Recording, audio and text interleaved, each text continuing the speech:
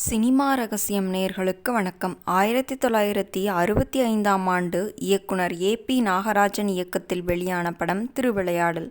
சிவபெருமானின் திருவிளையாடல்களை மையமாக வைத்து எடுக்கப்பட்ட இந்த படம் தமிழ் சினிமா வரலாற்றிலேயே ஒரு மைல்கல்.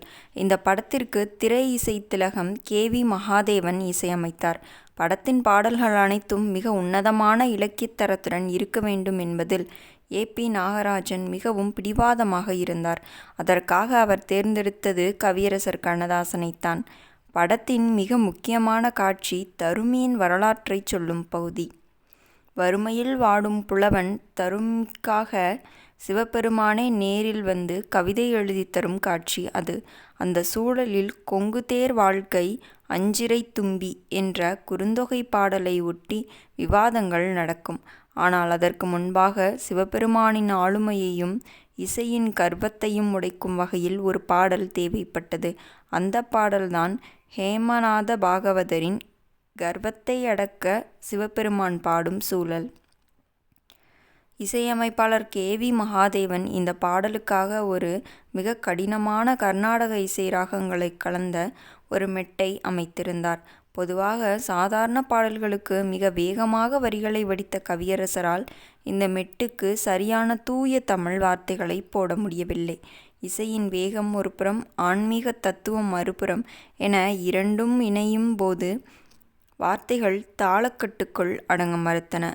மெட்டை கேட்டுவிட்டு கண்ணதாசன், ஏ.பி.என். இந்த மெட்டுக்கு மிகவும் கடினமாக இருக்கிறது. சாதாரண சினிமா வரிகளை இதில் பயன்படுத்த முடியாது.